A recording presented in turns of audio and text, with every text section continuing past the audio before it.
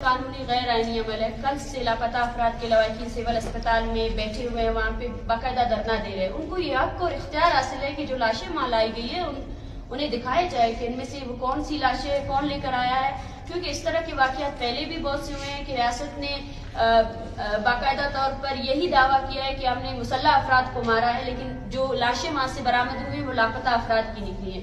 اور کاسی قبرستان میں جو لاشیں دفنائی گئی ہیں اس پر ہماری تنظیم لاپتہ افراد کے ساتھ ہے, اور لاپتہ افراد کے لواحقین نے یہ فیصلہ کیا ہے کہ وہ ان لاشوں کو پھر سے نکالیں گے.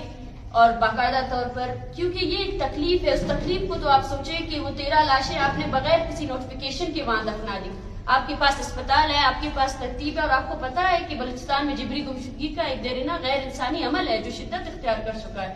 تو یہ لواحقین تو اس صدمے میں ہے کہ وہ لاشیں جو وہاں پہ آپ نے بغیر کسی نوٹیفیکیشن کی دفنائی ہیں وہ کس کی لاشیں ہو سکتی ہیں.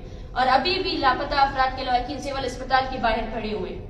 تو اگر آپ نے کسی مسلح افراد کو مارا ہے, جس کو بھی مارا ہے, تو دنیا میں قانون ہے. دنیا میں آپ دیکھیں, چاہے آپ کسی بھی کوئی بھی کلیم کرے کہ آپ نے دہشت گرد مارے ہیں یا مسلح افراد کو مارا ہے, لاشوں کو تو فیملی کے پاس دینا چاہیے. لاشوں سے تو آپ کا کوئی انتقام نہیں ہے, لیکن یہ ایک ایسی غیر فطری اور بد تہذیب ریاست ہے کہ اس کے پاس جو ہے نا جو انتقام ہے وہ لاش تک بھی چلتی رہتی ہے, اور لاشوں کے ساتھ بھی انتقام کا عمل جو ہے وہ جاری ہے. تو ہم اس لمحے میں ہم لاپتہ افراد کے لواحقین کے ساتھ ہیں. ہمارے ساتھی اب بھی سول ہاسپٹل میں موجود ہے, اور ہم یہی مطالبہ کر رہے ہیں کہ جو لاشیں وہاں لائی گئی ہیں سب سے پہلے تو ان کا ڈی این اے ہونا چاہیے. یہ لواحقین کا کام ہے ہی نہیں, ان کا ڈی این اے ہونا چاہیے.